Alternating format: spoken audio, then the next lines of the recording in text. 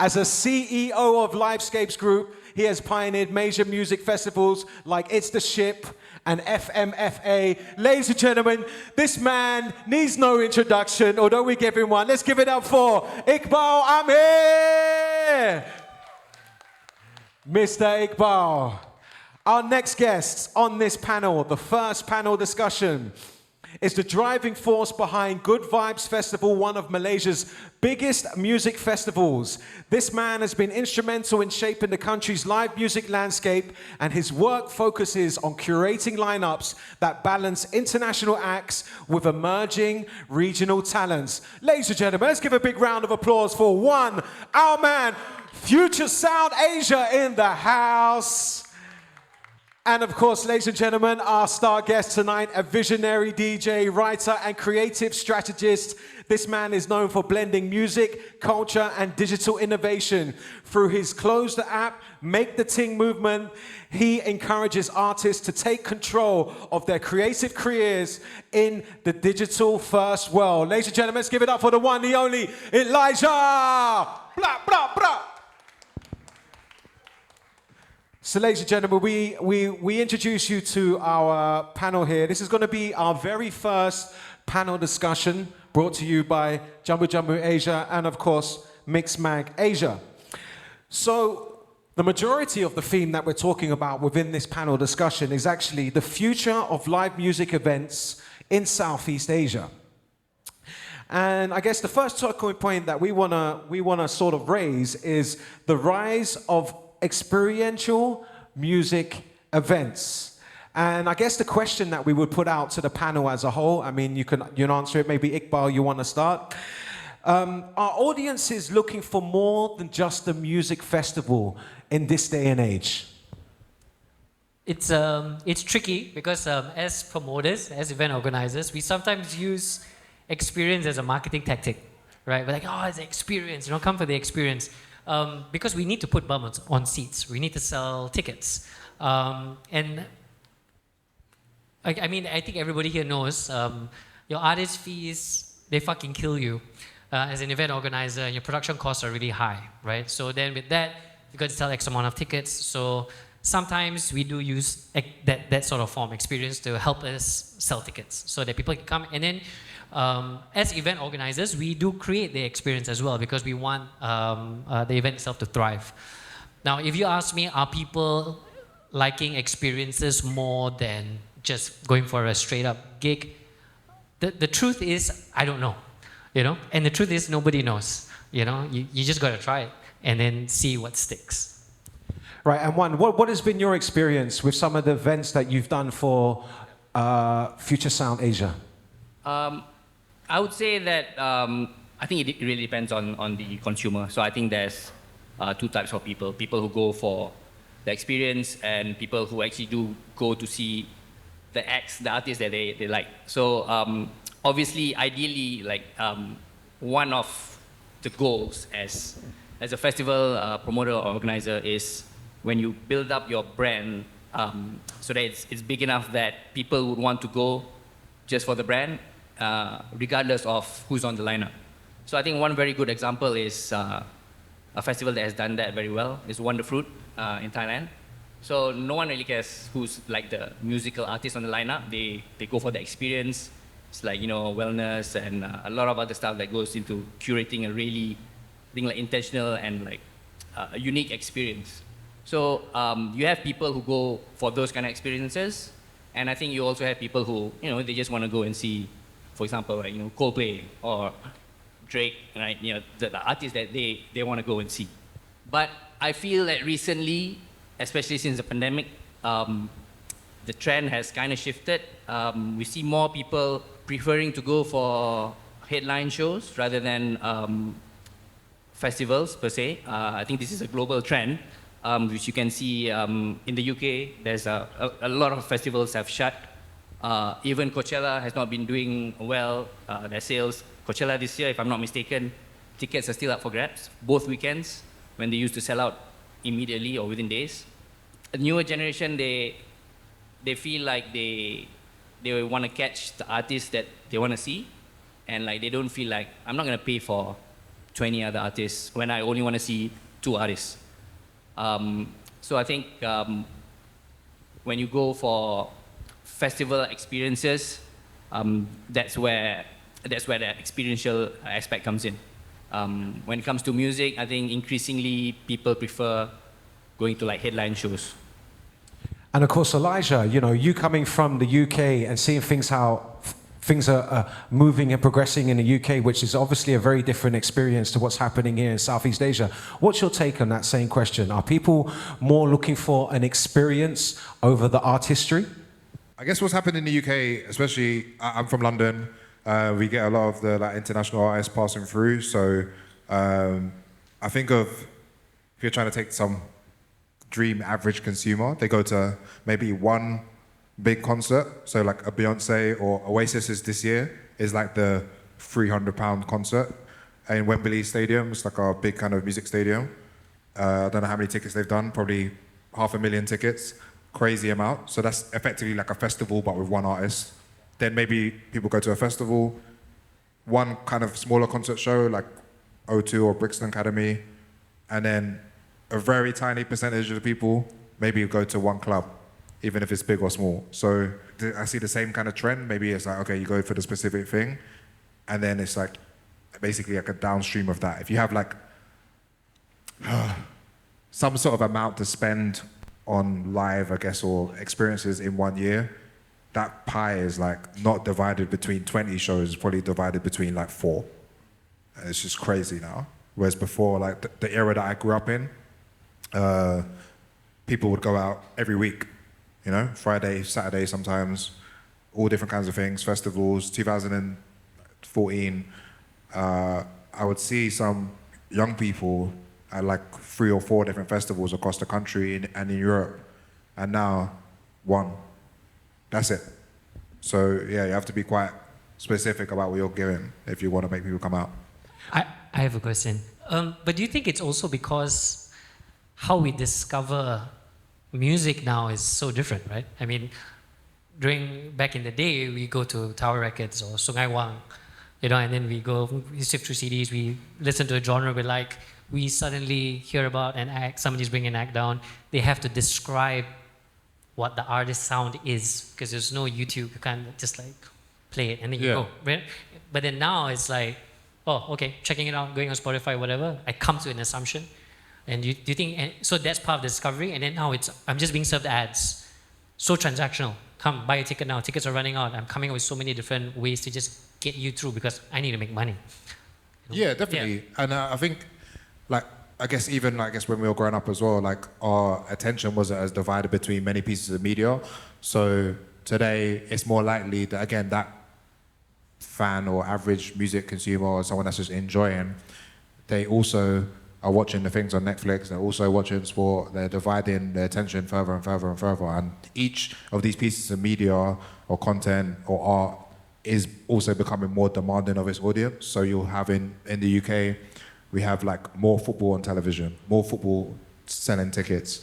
Then you have like celebrity football, then you have like Champions League. There's just like endless, all competing for each other.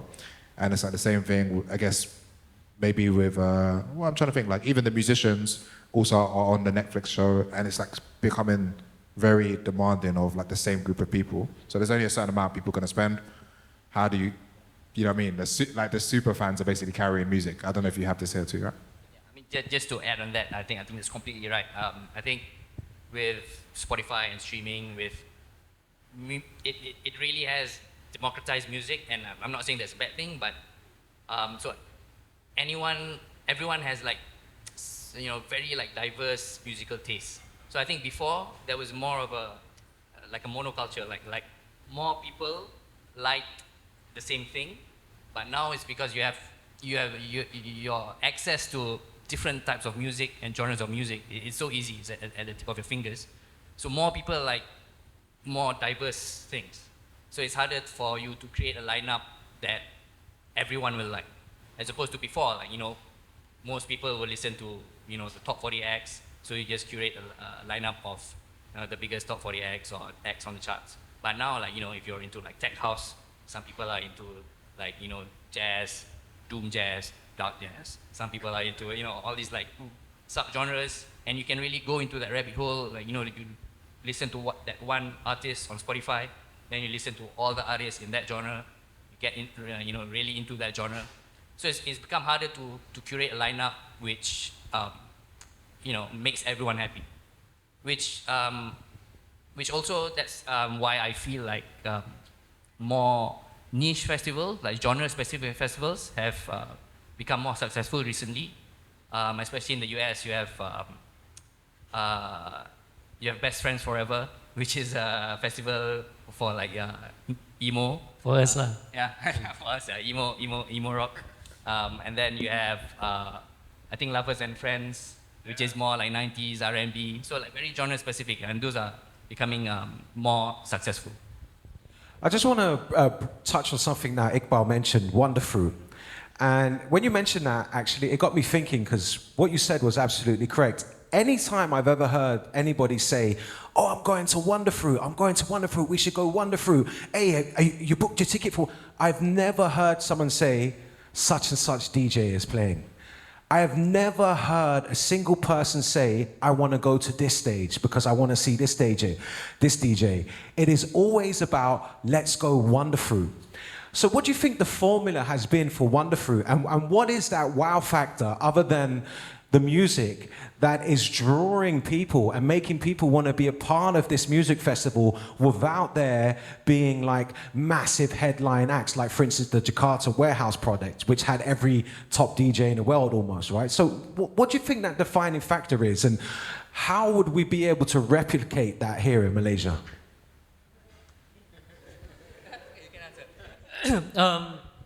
Well, for Livescape, we actually have that. We have a music festival at sea called It's the Ship. So nobody. Invite me next year, bro. Like, I can only spend one day on a ship, so just We told him about the ship earlier. He was like, I'm scared of that, bro. one day helicopter in, a helicopter out. Yeah, but for It's the Ship, nobody cares who's playing. Yeah, everybody's there because of the experience they've heard, or the stories that they come out. But what we promote It's the Ship to be is unlike anything you've ever seen or experienced, right? It's freedom at seas, and we always use the whole idea of international waters, anything goes, right? If you can come out of the closet on It's the Ship, fine, go for it. So it is the brand. The brand really pushes it through. It's the stories that people tell. So, like Wonderfruit, I have a lot of friends who are going because of the stories they heard. So yeah. Anything to add to that? One thing that I've heard is a lot of people say that there's less restrictions there compared to events here. So I think that's one thing going for it. And I don't know, it attracts a very particular audience, one that is into wellness, into Sustainability and so on. and so on, and also dance music, partying. Yeah, I brought my daughter to Wonderfruit. So it's a family-orientated event in some aspects. No. Oh, you're starting your daughter off early, bro. I mean, her first festival, I brought her to Wonderfruit, right? But it was because of the experience. You were able to try different things. You were able to expose her to, hey, look, there is the peace, love part of this. There's also, the wellness part of this. But there's also the hardcore music stuff, out of this. It was the perfect avenue to do so. Yeah. Yeah, and our idea, one of the things that I notice about particular festival brands or club brands is what the artists say afterwards, right? So the artists become part of the marketing. They're like, oh, I had a sick experience. And then that filters down to the audience. So the audience is like, these artists seem to be having such a good time at this thing. So there's been places that I'm super aware of, they'll go and do the show because they want to play the show. Or they will go and do it because they enjoy working with a particular promoter, or they're having some sort of something that's very different to elsewhere. And maybe those things are intangible. It's good when you say you can't really describe it, because that's kind of what we're all looking for. We're looking for this kind of intangible thing. This it's just that. Do you we think have those to- word of mouths create a sense of FOMO in people, and that drives people to want to try and experience what it is this person was talking about? 100%. And like, as I was saying earlier on, like with the, like when you see DJs post like their social media announcing the festival, how you can tell a DJ is not excited about announcing a festival is they'll say, excited to announce festival. Whereas if they're excited to play a festival, they'll get on the thing and they're like, bro, I'm playing Wonder Fruit, I'm playing Boomtown, I'm playing Sonar, like I'm gassed, like they are so much more descriptive and live about it because it's like coming from a genuine place. And I feel like that filters down because they're like, that's the one to go to. Like for us, like maybe 10 years ago or something, it was like Outlook Festival, which was like in Croatia. Maybe the house DJs have like Ibiza, that there's these places that they will say, oh, this magic, and they start telling stories about the magnetic fields of the pull of the sun. I'm like, that's not true. It's just vibes, bro. You know what I mean? But it does filter down to everyone, and people come with a certain energy to the festival to make it good for each other. You know what I mean? They're not just expecting you to make it good for them. They come to make it good for other people. Excellent. All right, I think we'll move on from onto another topic now, which is quite an important topic actually. So it's about building a sustainable music ecosystem in Southeast Asia. And the question would be, what does the region need to grow its live music industry? I can speak for Malaysia because the bulk of our shows is in Malaysia. I think government support is very crucial. You see people talk about, Singapore, Taylor Swift is doing 5 shows there, Lady Gaga is doing 4 nights there. It's because they have very strong government support. The government is basically funding these events. I would say that just really strong government support and a clear and transparent process to hold the events. And Iqbal, being an organizer of events throughout Southeast Asia, what's your take on that? I think we should stop comparing ourselves to the UK, the US. I think we should stop comparing ourselves to that. We should build our own highway. In order for us to thrive, the ecosystem needs to work. Ecosystem cannot work without money. That's just how it is. It can't work without money, so we need to change that. Like, I'll give you an example. If I paid a local artist to come and play, they would be able to go and record music in the studio. They would be able to put it out, get exposure, come back and play, right? But as event organizers and as promoters, sometimes we can't pay the number that's required because financially we have to think about how many tickets can we sell and how many tickets can you sell, right? And then the metrics we look at is your social media following, your Twitter following, because that's the only data we have, So we don't have the right data, we're making the wrong decisions, but we need to build an ecosystem within ourselves that works. But saying what you just said there, like you check people's social media, I mean, can you really trust that these days? Because people can buy, and even nowadays with the algorithms that are out there, you may have a following of 100,000. You could put a post up, and that's only reaching maybe 5% of your actual true followers. So at the end of the day, does that make dollars and cents? No, it doesn't. Even the international acts, they use that to justify their high ticket prices, right? Armin van Buuren has 1 million Instagram followers. He's not going to sell you 1 million tickets, right? But they use that to justify the price, right? So as local event organizers, we have to basically build our own identity and refuse what they're doing. So why don't we just work on a different model, right? How about we use this venue, 3 acts, 1 promoter, and we split it. We split everything down the middle, right? And we all promote the show together, right? That's a win-win-win, Instead of, hey bro, $300 I play. Bro, how am I going to sell, bro? Then we're at a stalemate already, right? So we have to change it. Like if that was a model and it worked and the entire country was using that model, we've built our own highway. You know, that's what I was trying to get at. But do you also think the commercialization of dance music as a whole and the rising fees of superstar international DJs, like we were just talking with Cyril just the other day, and when Cyril brought Carl Cox down here, 2006, I think, Carl Cox was 25,000 USD. And you want to book Carl Cox to come down now? I mean, it's impossible. And of course, we're living in a country where we don't have the access to the alcohol sponsors.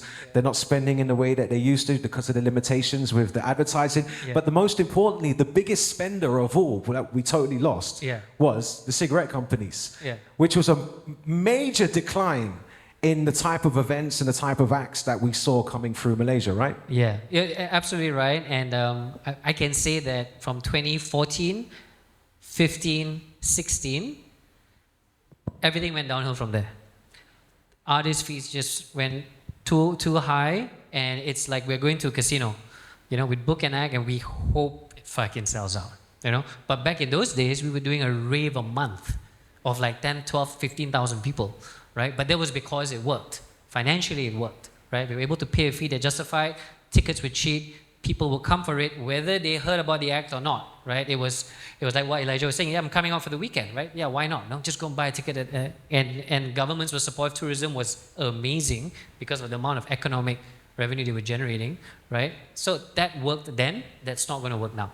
You know? So we have to build on a when do you say, like, I guess as I've been traveling around, I ask promoters, I'm like, when do you draw the line and just say, fuck them?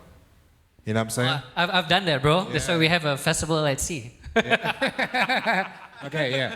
I think it's super important, man. Like, because who asked me earlier on about like booking someone, and they, when people from the West are like trying to like charge crazy fees, I'm like, you have to tell these people to go fuck themselves, just so they will remember, like, you know what I mean? You're human beings on this side. You're not just a cash machine, and like so they can show respect. You want obviously people that come here to want to be here and, you know what I mean, and show respect to your culture.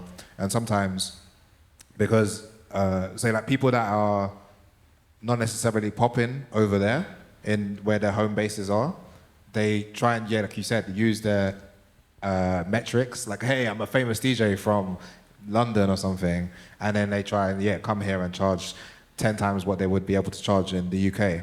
And it's like, the more people here are comfortable with respectfully, in your own way, whatever culturally way is acceptable to tell agents or managers like to piss off. I think the industry on our side goes, you know what, the way we approach this is all wrong. We want our artists to go there. We want to like engage with the local scene and see what's happening, and then hopefully people change their approach. You know what I'm saying? All right, guys, we're gonna wrap up this first session very soon, but actually I think I want to touch base on a few things of each and every one of you.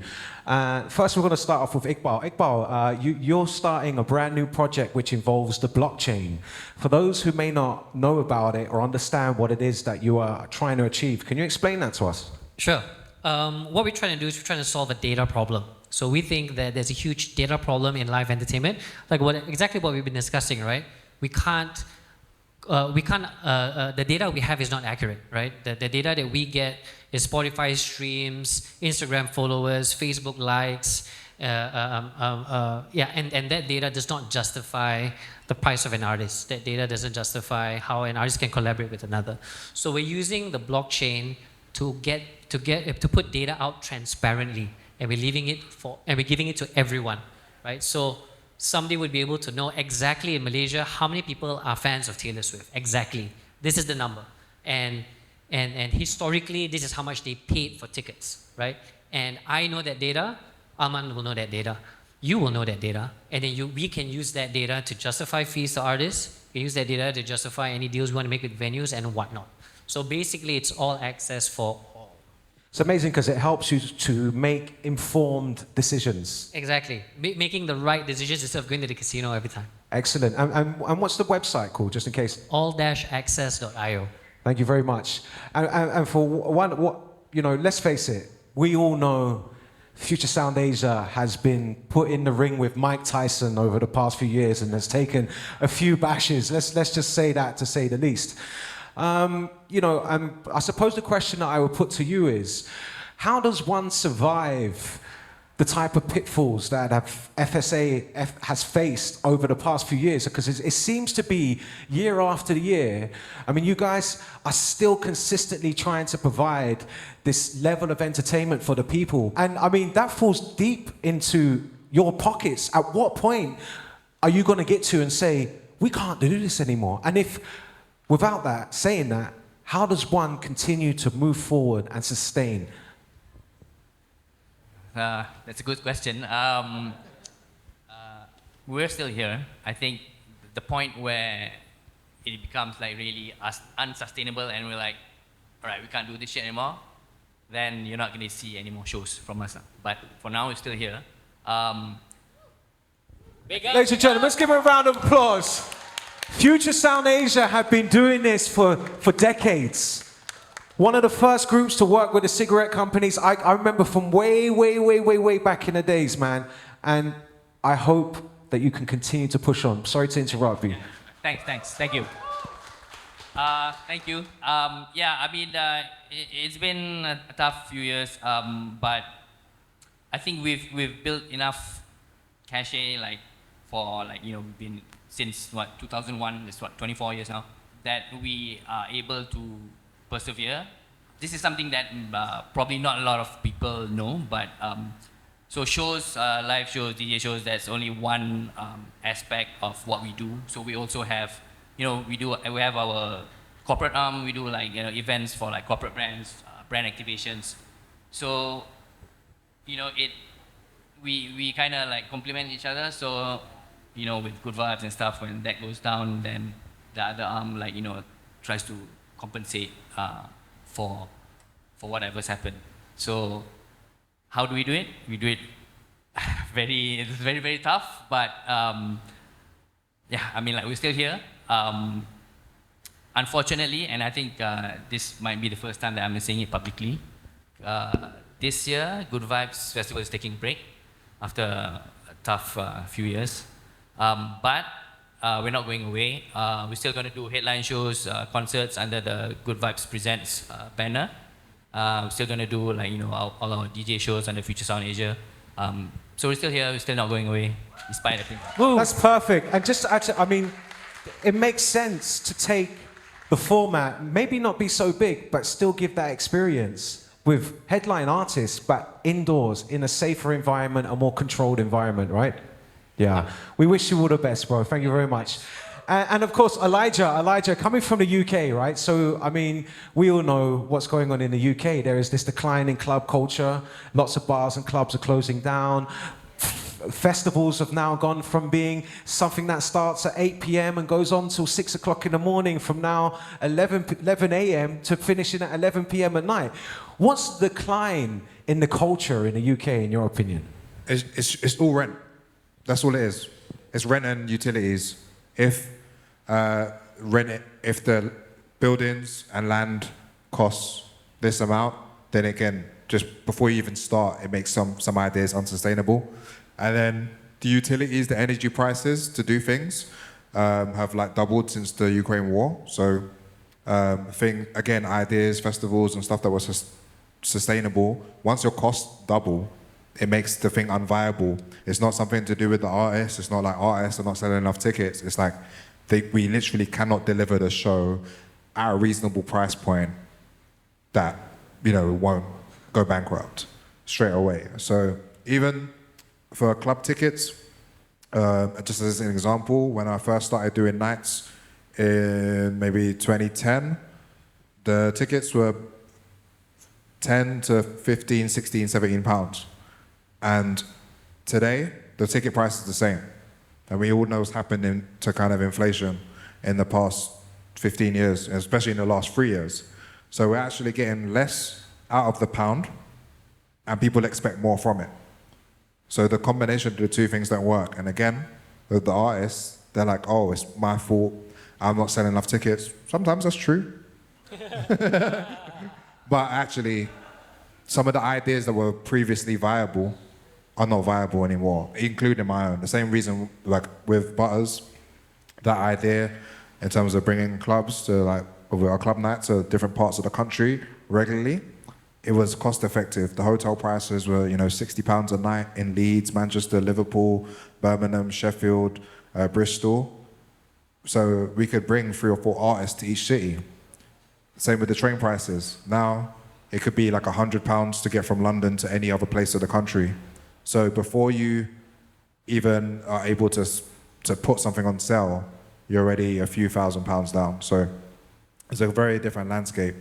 And it means that, imagine the people that are looking in, they're going, well, hey, before we were getting, there was one lineup, like some insane lineup in London. It was like, in a club, it was like Travis Scott, Sophie, Lil Silver, Evian Christ or something, right? It was like for £10 or something in London. It's just like impossible today. And it's like, it's just not possible to deliver. Yeah. That, you know? But speaking of crazy lineups, I mean, when it comes to the summertime in the UK and we do get those massive festivals, to be honest with you, we do see lineups where in one single lineup is having more artists than we've had in Malaysia in 20 years. In one or two, well, over one weekend. Yeah. I mean, that's big bucks, man. That's crazy. Yeah, but then a lot of people do fly in. There's, I guess, this. It's not even just like necessarily like the market is bigger. It's just like there's, I guess, there's been a long culture of people going to festivals in the UK like for 40, 50 years, right? So it's like a very embedded thing. That's what people do in the summer. Whereas I'm not sure what's happening here, but as I've been traveling around Asia, people are like, you lot started this within your lifetime, right? You're saying in 2000. I don't know how many people were doing it like that before then. And the way maybe the EDM boom happened in the like early 10s here, that was maybe the first wave of big electronic music, whereas in the UK, this is something that's been embedded for 40 years, you know? So I'm like a grandchild. Grime is like a grandchild of the 2-3 scenes that came before it. It's not like I just started from zero, you know? And a lot of the work is like building on top of things that happened before. So hopefully, like obviously, you guys are going to build on top of what these men have already done, and it just continues and continues, irrespective of the loops. But yeah, man. Good May the force be with you. Ladies and gentlemen, let's wrap up this panel discussion. Let's give a round of applause for our guys, Mr. Iqbal, Mr. Alman, and of course, our star guest here tonight, Elijah. Elijah, we'd like for you to remain on stage. And of course, thank you very much to our 2 guests. It's been an honor having you. Thank you very much for sharing your insights. And we wish you guys all the best going forward.